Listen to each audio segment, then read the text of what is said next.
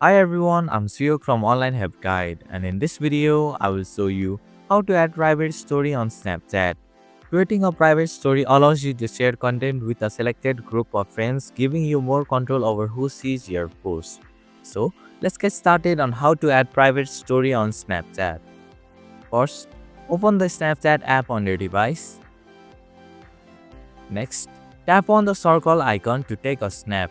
You can either take a photo or record a video depending on what you want to share in your private story.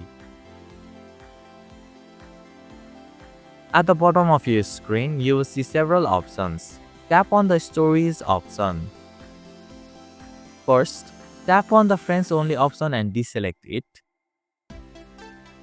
Then, tap on the Private Story option to select it. Finally, tap on the Send icon located at the bottom right corner of your screen. And this is how you can add private story on Snapchat. Thank you for watching Online Help Guide.